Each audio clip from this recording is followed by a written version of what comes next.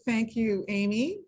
Welcome, everyone, and thank you for joining us today. My name is Karen, and along with my fellow archivists, Sophia, Lisa, and Kyle, we're going to be exploring the Wellington County's Black heritage, the records and resources that are available to you here in our county archives, as well as beyond.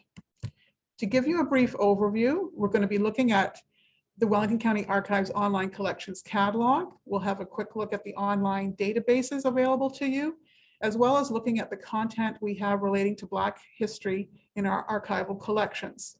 We'll then see what's available in Guelph, as well as looking beyond our archives. And lastly, we'll have a quick look at archival description. Now I'd like to pass it on to Kyle. Hi, everyone, and thank you for being here. I am going to give you a whirlwind tour of the Wellington County catalog and our databases. Once I am able to go to Edge, which for some reason it will not let me.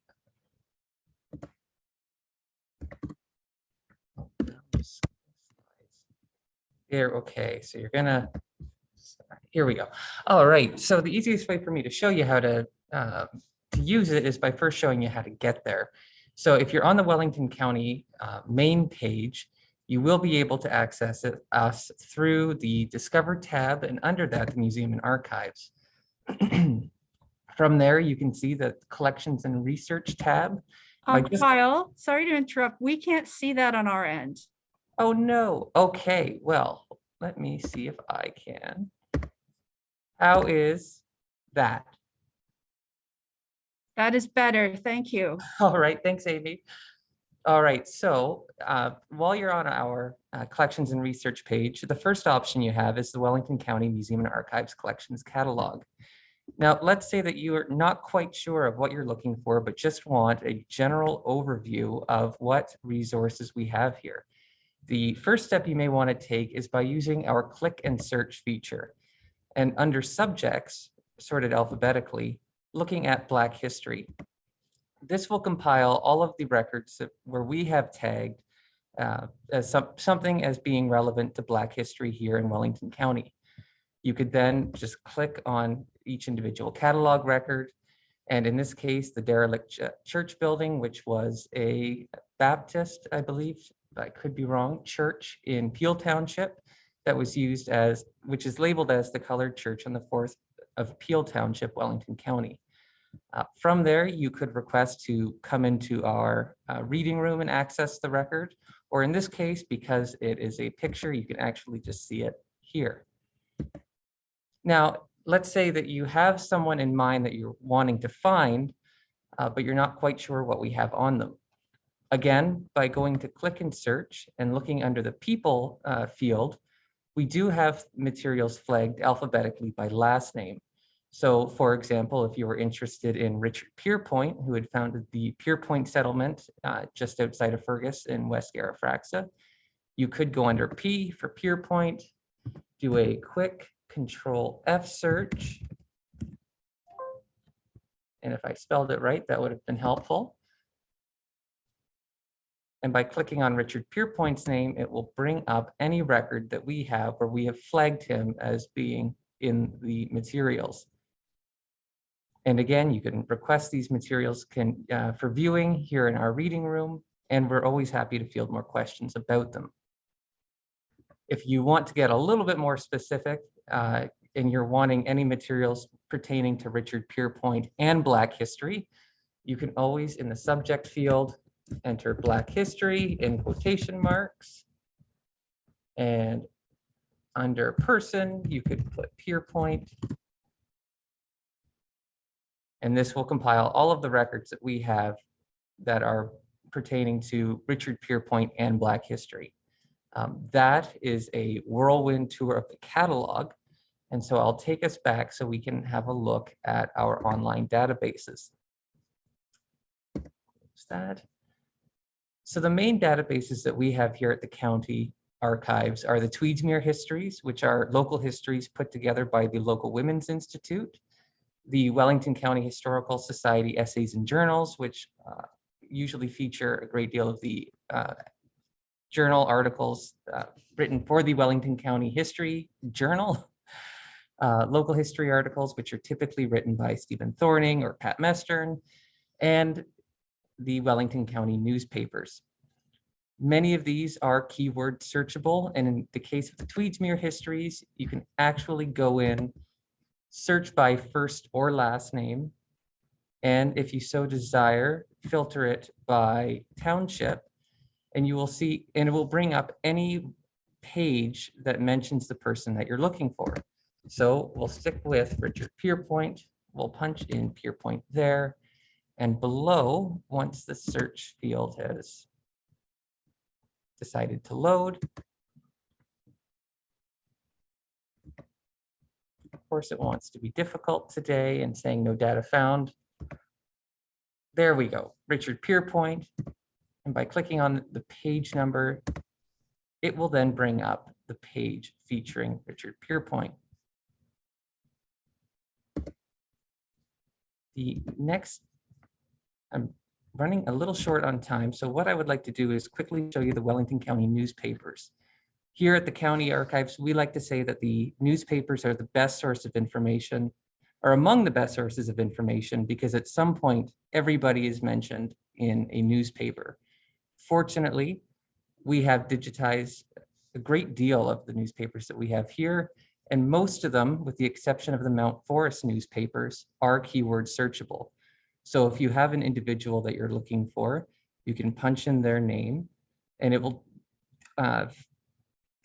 compile any instance or issue where they are mentioned in the newspaper. Usually you can find things on births, marriages, and deaths, or if they're being featured in a local event. So that is the quick 10-minute introduction to our databases. And I was wondering if there are any questions?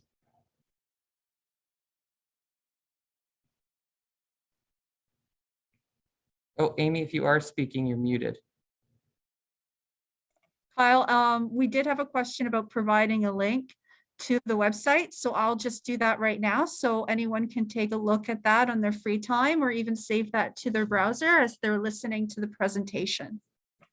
Excellent. Thank you all so much. And I am going to turn this presentation over to Lisa, who will talk about other sources available here in our archives.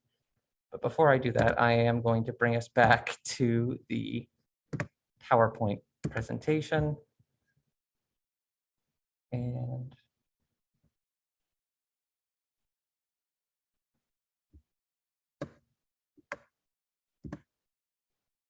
there we go.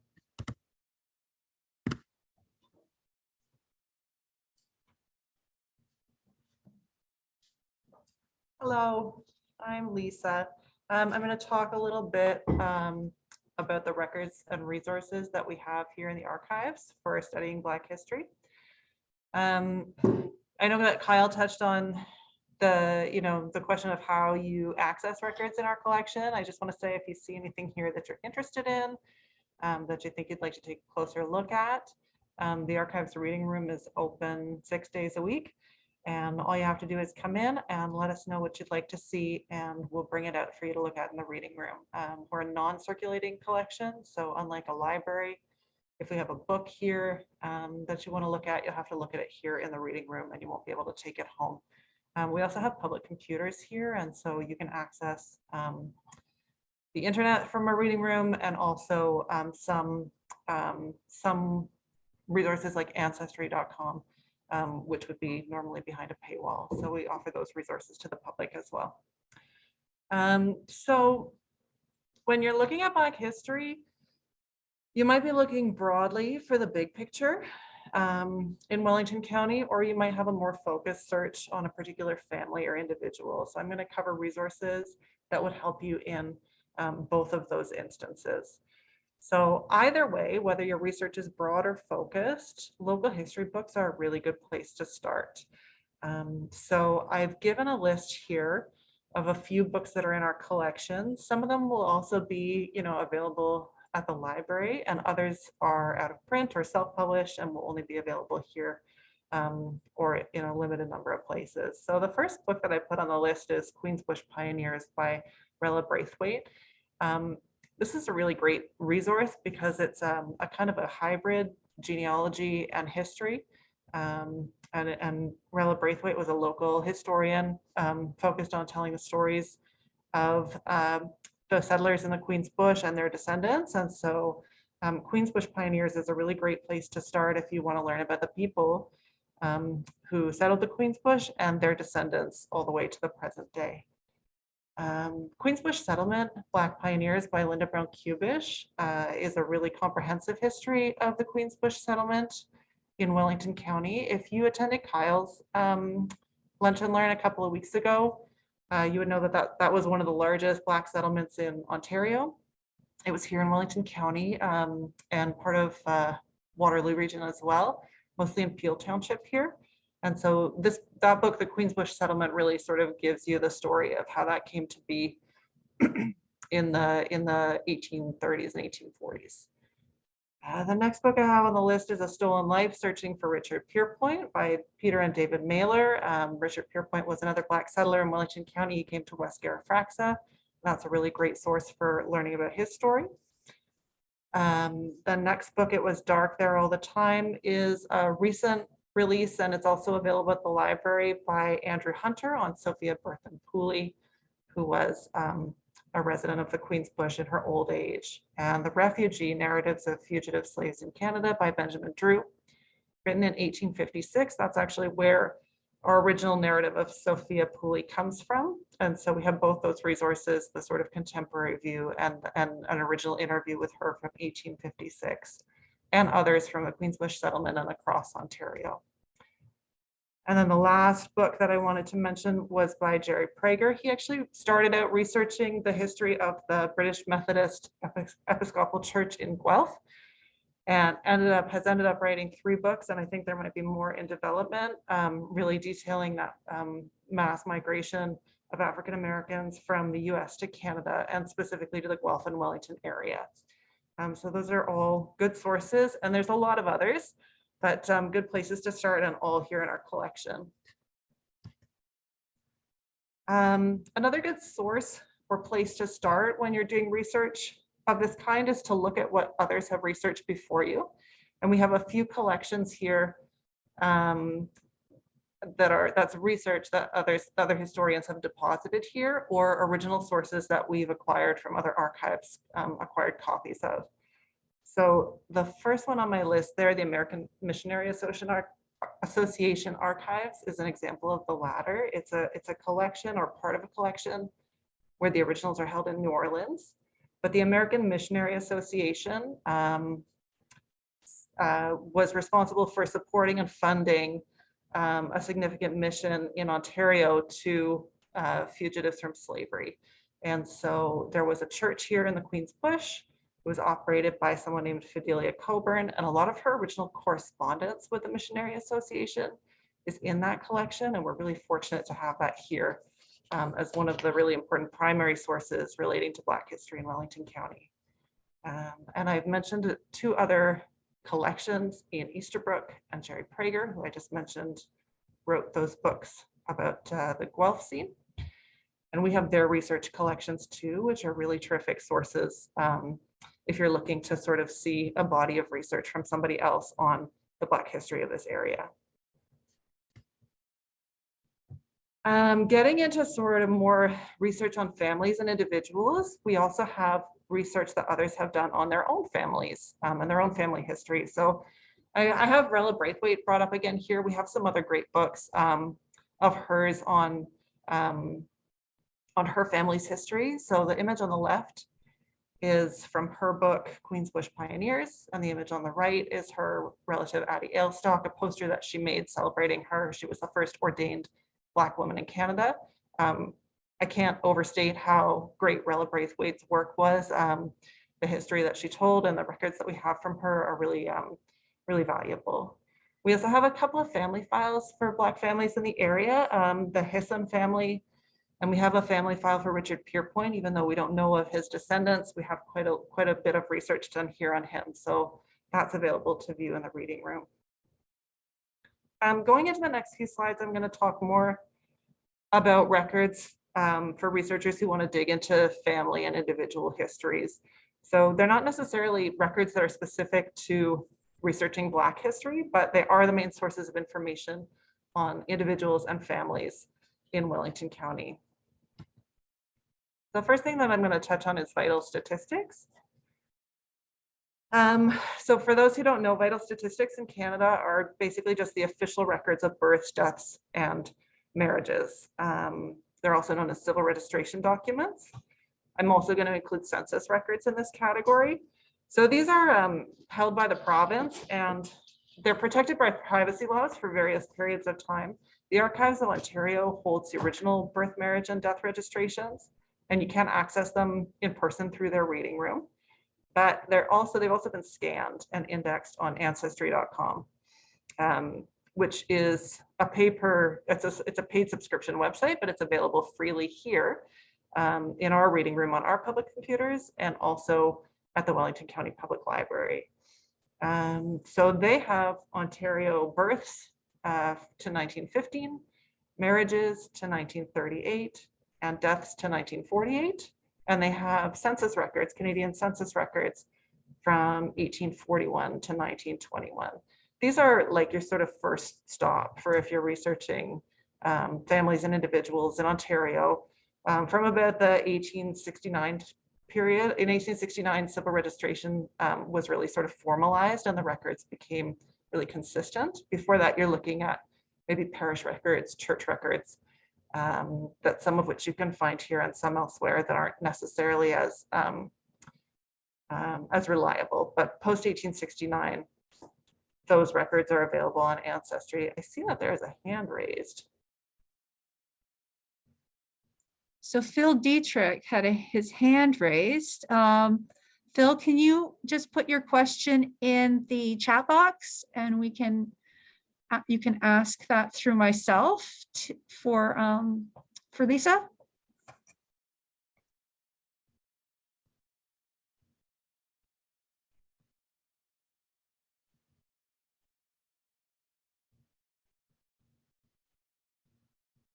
I can look at the chat too. He just accidentally put his hand up. Oh, Sorry, no oh, question. sorry. I have done that too. These vital statistics records that you'll find on Ancestry and that you can access here are really like, they'll give you the basic information and you can go back quite a few generations just using this information if you're looking for dates. When were people born? Who did they marry? Who were their children? When did they die? And the census especially can give you snapshots of families, you know, so you have a better sense of who was living together at a particular time. Maybe where were they employed? What were their ages? What was their religion? Who were their neighbors? That kind of information is really how you sort of start to build a picture of who people were through history. And I think that I have gotten out of PowerPoint. There we go. So another really great resource that you wouldn't necessarily think of is tombstones. And I think it was around the 1980s that the Ontario Genealogical Society really realized that there was this enormous amount of information that was recorded on tombstones across the landscapes of Ontario, and that could be harnessed for genealogical and individual historical information. So what the OGS did was they created transcriptions of all of the cemeteries in Ontario. It was a huge job, and they basically walked through the cemeteries and just wrote down what they saw on all the tombstones. And what you can do now is you can go online and find various indexes of the OGS cemetery transcriptions. You can search for a family name, an individual's name. Two of those indexes that you can use are the Ontario Cemetery Finding Aid and the Ontario Name Index, also known as TONY. Those are easily found via Google, but we can provide links to if anyone's interested. But what you do when you find a name there, you get a sort of a basic summary of what information is there. But if you want to view the record, again, you hit a paywall. So what we have here in the archives reading room is we have binders full of all the tombstone transcriptions, so that if you find somebody that you're interested in reading the full record using the Ontario Cemetery Finding Aid or the Ontario Name Index, then you can come into the reading room and look them up in the binder and see, you know, what cemetery is that person buried in and what exactly is written on their tombstone. And you can get a lot of information that way. We also here in the reading room have wills from 1840 to 1931 of people who died in Wellington County, and surrogate court records from 1859 to 1900. The surrogate court was the court that was responsible for handling estates of deceased persons. So those are sort of lesser known sources of information. I want to talk for a minute about land ownership records. You can learn a lot about people and about families through land records. They're helpful for pinpointing whether an individual owned or rented the land they lived on, whether they applied for a Crown grant and whether they received it. Oftentimes their application will tell you whether they had served in the military, whether they were a minister in a religious institution. Land records can tell you how long a family stayed in a particular area, who their neighbors were, and even whether their home is still standing today. So one of the major records for land ownership that we have in the archives is the land abstract indexes. They tell you the history of ownership of a particular property over time. Their dates range from about 1856 or so up until the 1950s. We have tax assessment rolls for the townships. They can tell you whether a person rented or owned their land, what the value of their property was, what buildings were on the land, whether they had cattle. Sometimes it talks about dogs. And it can also sort of give you a sense of the change in land over time when a structure was built, or how much of it was cleared if it was a farm. So those are really great records too. And we also have what you see here on the screen, which is historic land ownership maps, which are really amazing to give you a snapshot of who was on the land through a whole township at a given time. And we have a number of those here in the archives for different time periods. Some of them are blown up and reproduced on a reading room walls, and others of them you can request to look at. Hang on a second. Oh, one more land record that's specific to Black history is that we have a copy of a record from the Archives of Ontario that lists all of the land applicants from Peel Township for around the year 1845 to 1846 or so. So most of the land applicants in Peel Township at a certain time were coming from Black settlers who had been farming and living on the land, but still needed to go through that formal process to apply for ownership, apply to purchase the land. So that's a really important record, where the original is in the Archives of Ontario, but we do have a copy of it here for you to look at if you like. So the last item I want to touch on is school records. We have a collection of Upper Grand District School Board records, which covers the dates 1871 to 1970. It includes daily class attendance registers, reports, minutes, exams, financial records. The records are restricted for 90 years to protect the privacy of those who are listed in the records, but that means anything earlier than 1932 or so is open and can be viewed. And if you're researching families in Wellington County, this is really one of the few comprehensive sources of information about their kids. So it can be a really great record if you're researching families. I'm going to pass the torch over to Sophia, who's going to talk about records and research beyond our reading room.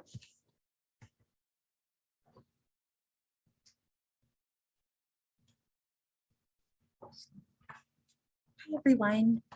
So we're going to touch on different resources outside of our catalog. And we just wanted to say in the beginning, this is by no means an exhaustive list. It's just a list of really great resources for you to kind of take a starting jump off of. So right now, actually during Black History Month, the Guelph Black Heritage Society has really great programming. Just seeing a chat. Perfect. Yes. Sorry. Amy is going to be popping the links up in the chat as I go along. So feel free to click through yourself as we're exploring them. So the Guelph Black Heritage Society is a resource in Guelph dedicated to preventing the erasure of Black history. And they have a bunch of really great events and workshops led by Black historians and people studying Black history. So this is one resource in particular, which is the Black Past in Guelph, Remembered and Reclaimed.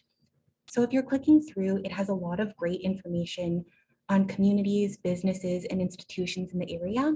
And one of their main goals as a society is to map out where these institutions and families lived to kind of recreate the history and create that space to explain it. So this is a great example of a narrative that you can kind of immerse yourself in and explore. And then in the rest of the blog, they will keep you interested there with different workshops. Okay. Just trying to move to the next slide. Alrighty. Here we go. So the next resource may sound familiar to you because she's been referenced multiple times already, but the Rella Braithwaite Black History Foundation is another great resource to kind of explore. As you can see here, they have several collections highlighted on their webpage, which highlight a bunch of photographs, narratives, and different collections that they are in the process of digitizing right now. So this is one in particular, the Black Pioneers of Wellington County. And this is another resource that you can click through to kind of get a really strong narrative. On their homepage, they have several workshops and invitations to different talks that you can register to. And it's dedicated to highlighting the accomplishments and history of African Canadians across Canada. So if you're looking at different things, it can be local to Wellington County, obviously, or the province as a whole, but they do have things nationally as well. And they also have different projects on the go focused on disseminating African Canadian history. So just keep an eye out there as well. And here's another one. So the Ontario Genealogical Society, the Wellington branch, has settlement information on the Queen's Bush settlement and the Pierpoint settlement. So if you were looking at different information there, or if you were looking for cemetery information, historical societies contact information, or genealogical research, this would be a great starting point. As you click through, they'll have different events highlighting different things like Black History Month, and you can always explore the different resources under their Researching in Wellington branch. So moving on to the Ontario Black History Society, this is a really great resource for historical and contemporary Black Canadians. They focus on offering history in a variety of ways.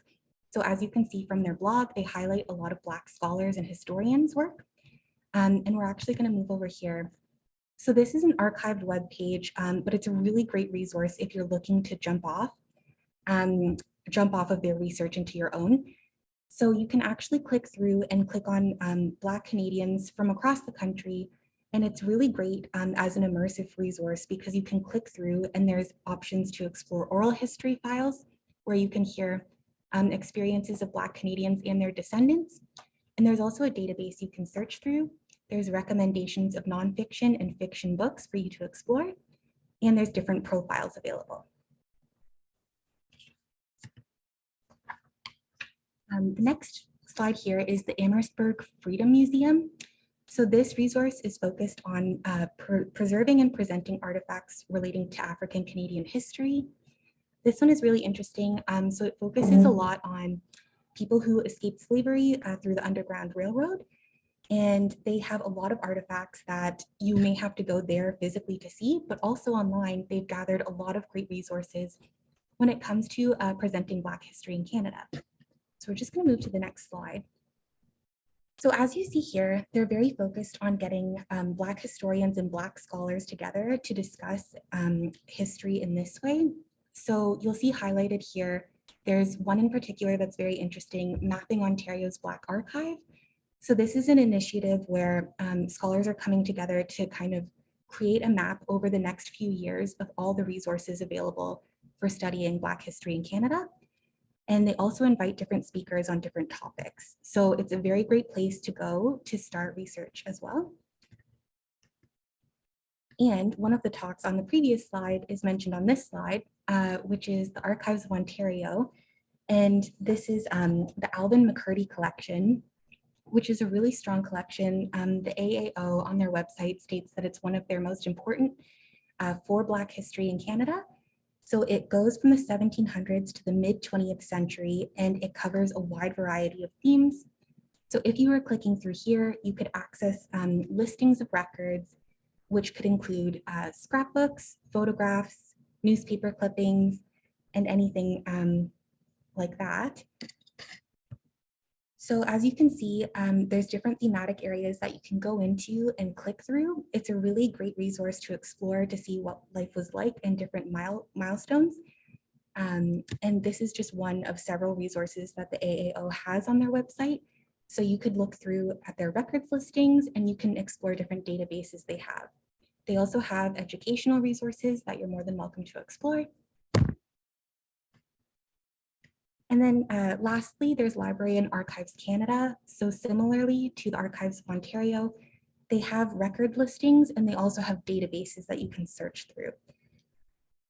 You can click through multiple ways, and there's different databases such as the Black Loyalist Refugees database, which you can search through and use surnames to locate different information. Thank you.